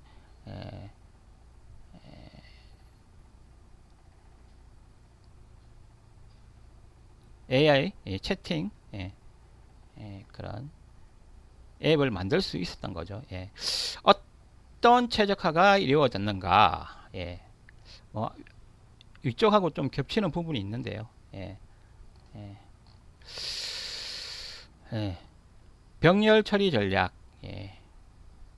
데이터 병렬, 텐서 병렬, 전문가 병렬, 예. 위쪽에서 설명이 됐던 거죠. 예. 예. 통신 계산 오버랩, 예. 이것도 설명이 됐고, 커스텀 커널 생성,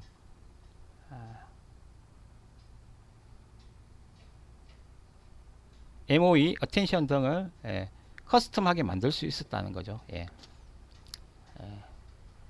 추론 시간 스케일링, 입력 크기와 모델 구조에 따라 동적으로 연산을 조절해 효율적인 추론을 수행했다. 크기를 많이 줄이고 모델 구조도 효율화하면서 동적으로 연산을 조절해 테스트를 많이 해봤던 거죠. 어떤 상황에서는 이렇게까지 디테일하게 플로트 16비트 또는 32 이렇게까지 또 할 필요 없는 걸 8 조금 더 덜 계산하는 게 더 효율적일 수도 있고 이런 걸 잘 테스트를 통해서 동적인 연산에서 조절해 줄 수 있는 어떻게 보면 그 파라메타 중에서 파라메타를 잘 그 슈퍼 파라메타인가요? 그걸 사람이 직접 설정해 주는 그런 파라메타를 잘 설정을 해 가지고 어떻게 보면 하드웨어 저사양 하드웨어의 MPU에 최적화를 했던 거네요. 결과적으로 어떤 성능을 얻었나? 추론 속도, 다양한 병렬 설정에 있어서 초단 수천 토큰 이상 처리 속도를 달성했다. 추론 속도를 개선했다고 하는 거고, 비용 효율성, 오픈 AI 모델의 30배 정도의 저렴한 비용으로 구현을 했다. 기존에 있는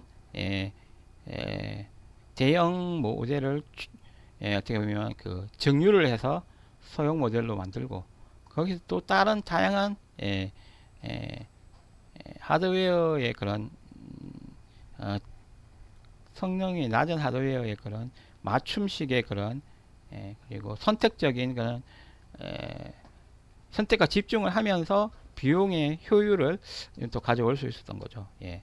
모델 구조에서 파라미터를 6710억 파라미터 중에 370억 개만 활용할 수 있는 MOE 구조로 위쪽에 했죠. 메모리라든지 처리 리소스를 많이 연산 효율을 극대화했다고 하는 거네요. 이런 부분은 실제로 학습 모델 라지 랭귀지 모델 이런 걸 만드는 회사에서는 이런 부분이 주로 하게 되는 작업들인 거죠. 실제로 딥시크 같은 경우에는 그런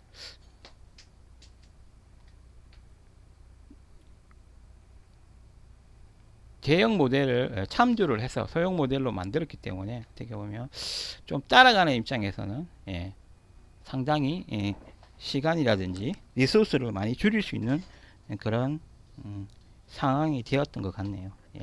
어떻게 보면 전략적으로 패스트 빠르게 따라가는 그런 전략을 그리고 선택과 집중을 하면서 그렇게 구현을 했다고 봐야 되겠네요.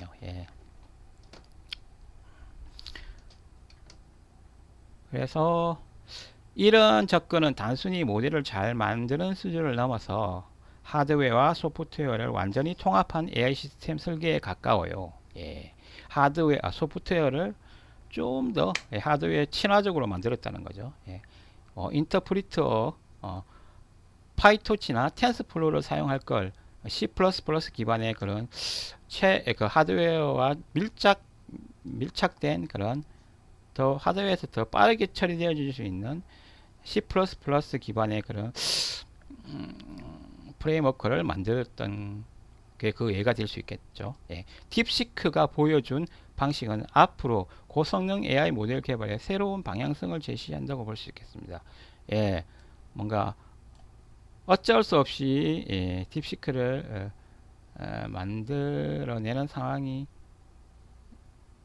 최적화를 해야 되는 상황이 예, 되었는데요. 그 과정을 통해서 어떻게 보면 이 회사는 상당히 많이 컸다고 볼 수 있겠습니다. 예, 어떻게 보면 어려운 상황이 예, 오히려 약이 됐다고 봐야겠네요. 예, 예, 예, 여기까지 엉클준이 한번 예, 딥시크의 딥시크의 어떻게 보면 성공이라고 할 수 있는 짧은 성공, 예, 빠른 추적자의 짧은 성공을 할 수 있었던 그런 이유를 또 알 수 있겠네요. 예, 예, 예. 그럼 어느 정도 이제 정리를 하고 마무리를 쳐야겠어요. 예, 예. 딥시크는 예, 가성비 최강 AI이고요. 예, 또 최적화의 성리, 최적화의 교과서라는 것도 있었고,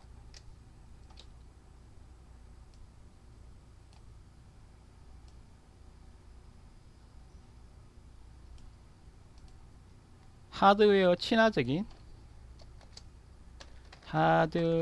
하드웨어 친화적인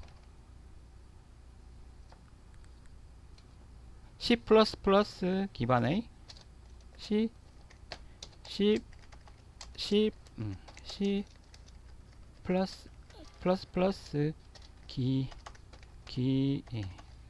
기반의 AI 개발 프레임워크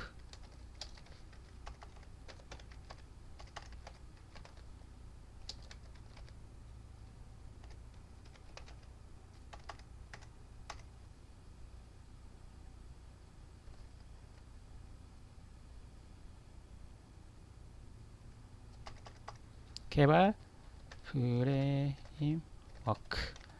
예, 텐서플로우나 예, 파이토치 이런 걸 쓰지 않고 C++로 예, 그런 AI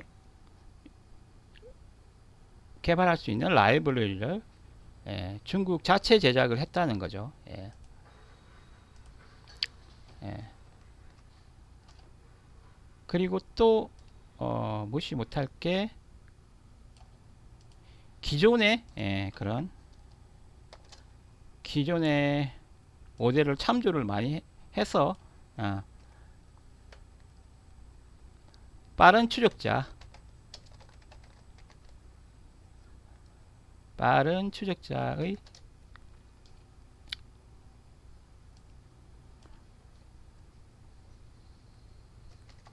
빠른 추적자가 될 수 있었기 때문에 가능한 거고, 그리고 선택과 집중을 했다는 거죠. 예, 예. 뭐 다양한 기능이 많은 것보다는 예,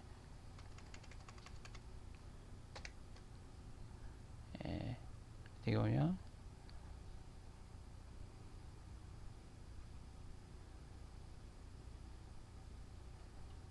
LLM을 활용한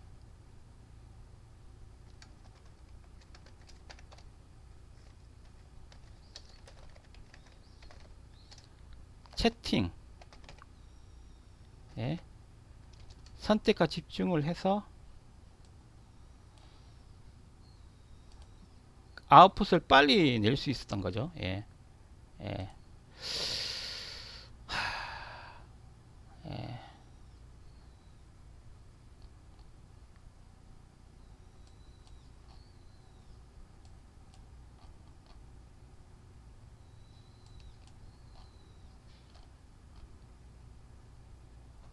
H800이라는 성능이 떨어지는 그런 예, NPU를 가지고도 이렇게 가성비 최강의 AI를 만들었고 예, 최적화를 잘했고 예, 하드웨어 친화적인 예. 그러니까 성능이 떨어지니까 속도를 높이기 위해서는 하드웨어 친화적인 C++ 개발, 소프트웨어 지원이 필요한 거죠. C++ 기반의 AI 개발 프레임워크를 만들었고, 예, 빠른 출력자의 그런 자세, 그리고 LLM을 활용한 채팅에 선택과 집중을 했고, 예,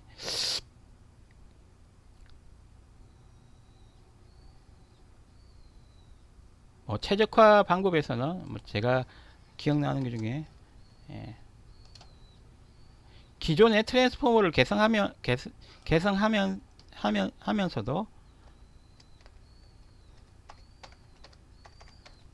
트랜스포머를 개성하면서 예, 뭐 새로 완전 전체 다 뜯어 고치는 게 아니고 개성하면서도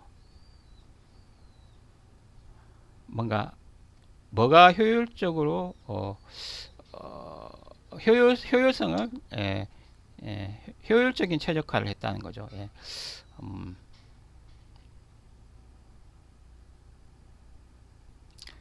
트랜스포머를 개성하는 효율 버전을 저사양 효율 버전을 만들었다. 예.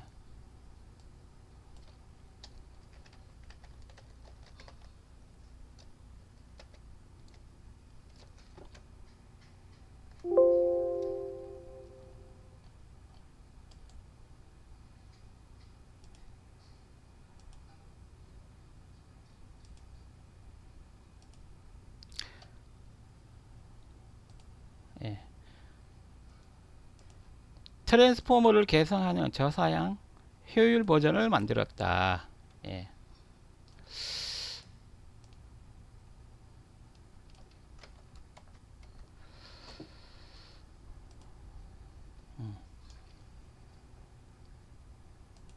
이렇게 딥시크를 정리할 수 있겠네요. 예.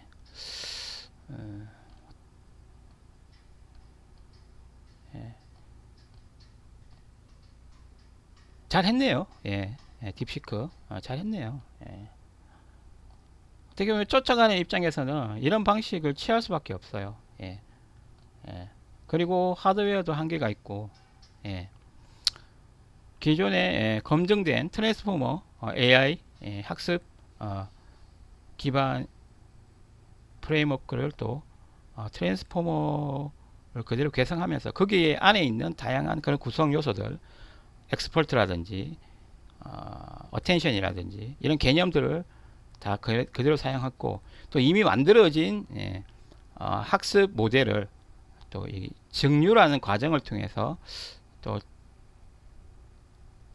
비슷한 성능을 낼 수 있는 작은 또 소규모의 그런 학습 모델도 만드는 그런 시도도 했고, 예, 예, 예. 학습 모델의 소형화, 예. 정류 과정, 이것도 중요할 것 같아요. 예. 만약에 내가 충분한 학습을 한 대형 그 학습 모델이 없어. 예.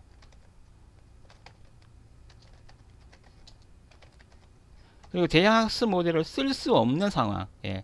하드웨어 성능이 딸리기 때문에 대형 학습 모델을 쓸 수 없는 상황에서는 정류하여 예, 뭐 소형 학습 모델을 활용했다. 정류하여 를 만들어 효율적으로 활용했다. 예, 이것도 중요한 것 같아요. 예.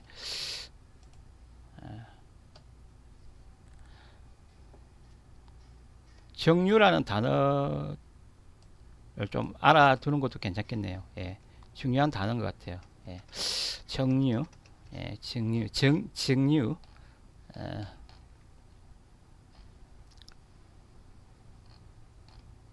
여기 어디에 있었던 것 같은데 정유 있네. 지식 정유 디스틸레이션 지식을 정유했다는 거죠. 대형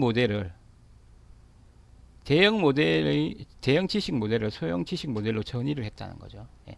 그렇게 함으로써 기존에 뭐 GPT-4에 사용되었던 대형 지식 모델을 소형 모델 버전으로도 만들 수 있는 거죠. 디스틸레이션, 예, 디스틸레이션.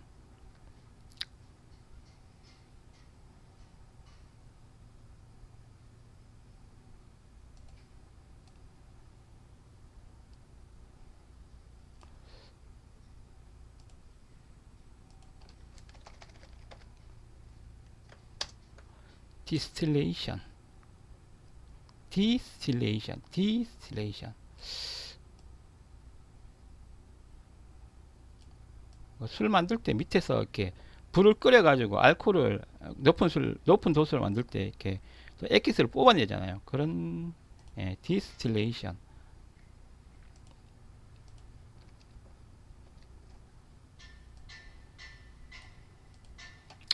예.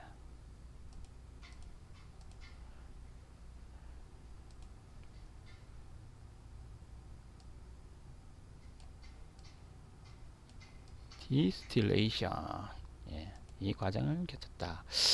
예, 예, 참, 어, 어, 상당히 좀 어려운 과정을 거쳤어요. 예, 예, 쫓아가기 위해서. 예.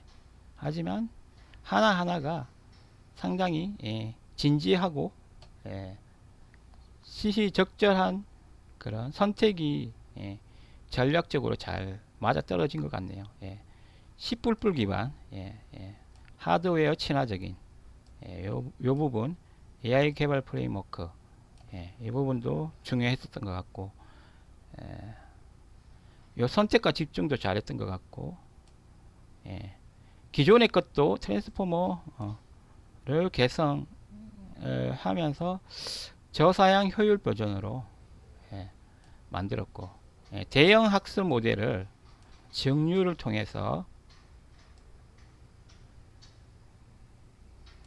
소형 학습 모델을 만들어 활용했다. 이 소형이 되면서 뭔가 조금 하드웨어적으로 좀 성능이 떨어지는 H800도 충분히 돌릴 수 있는 그런 학습 모델을 만들 수 있었다는 거죠. 예, 상당히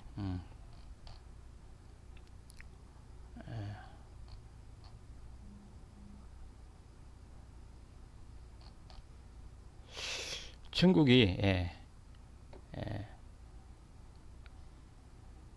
뭔가 이제 우리 한국에서는 의사 선생님 되려고 많이 공부 열심히 하잖아요. 근데 중국은 이렇게 계속 국가 주도로 그런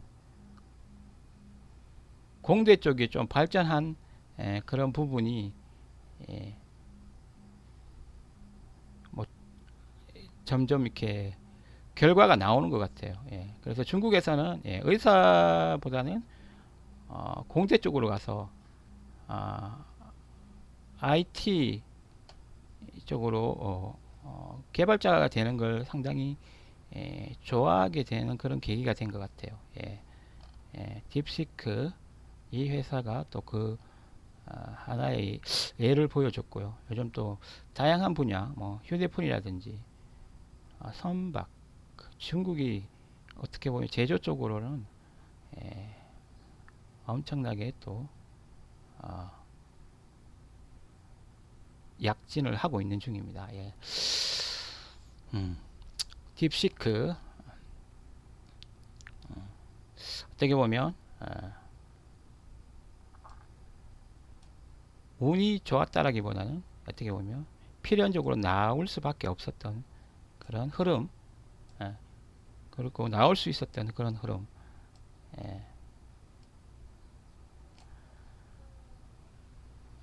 한번 알아봤습니다. 여기까지 오늘 마무리 짓도록 하겠습니다. 준아저씨와 함께하는 코파일럿을 이용해 중국의 딥시크 파헤치기. 예. 예. 예. 하늘이 무너져도 솟아날 구멍이 있네요. 예. 예. 중국, 예. 그래도 한번 보여줬다는 그런, 예. 의미가 있고, 예. 또 다양한 부분에 또 경험을 쌓았다는 그런 자신감도 또 올라갔을 것 같아요. 예. 예. 마무리 짓도록 하겠습니다. 한국,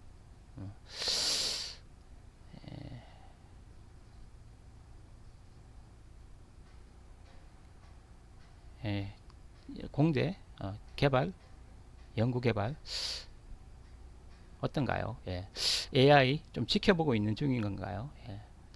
사실 엉클준 입장에서 좀 저도 조금 어떻게 보면 완전히 이렇게 풍덩 뛰어드는 그런 상황은 아니에요, 아직까지. 예. 그런데 너무 또 이렇게 AI가 전 세계적인 특히 미국과 중국 그 제일 큰 나라에서 AI를 이렇게 하고 있는 거 보면 너무 좀 우리나라가 조금 처져 있나 아니면 내가 좀 정체되어 있나 소프트웨어 개발자 입장에서 예. 국가적인 차원하고 개인적인 차원이 또 같을 수는 없는데 예, 저 국가적인 차원은 좀 예, 아직 말씀드리기는 좀 그렇고 제 개인적인 차원은 어쨌든 AI를 예, 조금 계속 주시하고 있는 중이에요. 예. 예, 제가 지금 나이가 올해 50인데요. 예. 인생에 또 이모작을 시작해야 할 나이인데 예. 어떻게 또 이렇게 제가 또 제 일을 해야 될지 예, 생각 중입니다. 예. 예, 완전히 새로운 분야에 도전할지 예, 아니면 이런 AI라든지 아니면 로봇 예, 그쪽을 조금 어떻게 보면 조금의 변화를 줄 것인지 그거는 제가 아직 어느 쪽으로 가야 될지는 정해지지 않았어요. 제가 게임 프로그래밍을 한 12, 3년을 아주 좀 진하게 했거든요. 예, 짧고 굵게. 그리고 한 2년 정도를 2, 3년 정도를 로봇 쪽에 클라이언트 쪽 예, 로봇 클라이언트 쪽 제가 국제 과제를 좀 했어요. 예. 어떻게 보면 크게 보면 소프트웨어적인 그런 커리어 소프트웨어 개발자의 커리어를 쭉 쌓아왔던 거죠. 근데 50점 되니까 어떻게 보면 소프트웨어 개발에 어느 정도 한정이 찬 것 같아요. 제가 제 느낌으로는 예. 예, 실제로 그 팀장도 했었고 한데 뭔가 50점 되니까 이제 새로운 또 이렇게 변화를 요구하는 때가 됐어요. 예. 그 변화가 작은 걸음이 될지 큰 걸음이 될지는 아직 잘 모르겠어요. 예.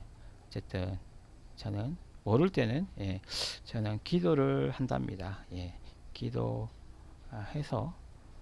충분히 그 때를 만났을 때 예.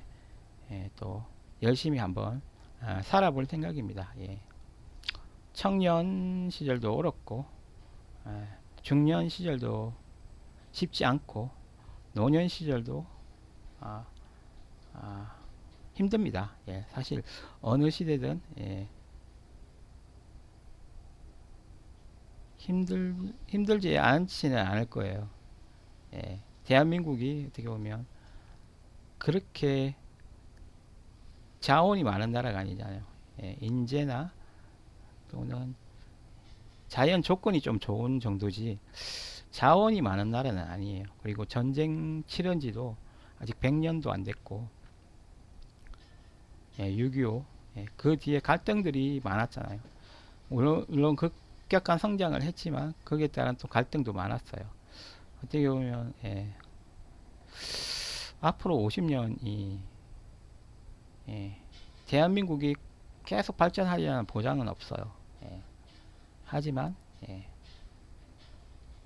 뭔가 성숙할 수 있는 그런 시간이 될 수 있을 거예요. 예, 경제적으로 계속 발전하리라는 음, 음, 예측은 예, 좀 어려울 수 있어요. 하지만 뭔가 대한민국이 예, 좀 성숙할 수 있는 그런 예, 상황이 예, 될 수는 있을 것 같습니다. 예. 예, 엉클준 예, 잡살이 좀 길었네요. 예, 감사합니다. 엉클준이었습니다. 예, 엉클준 스테켄아트 TV, 예, 엉클준 게임 TV 구독과 좋아요도 부탁드리겠습니다. 감사합니다. 즐기세요.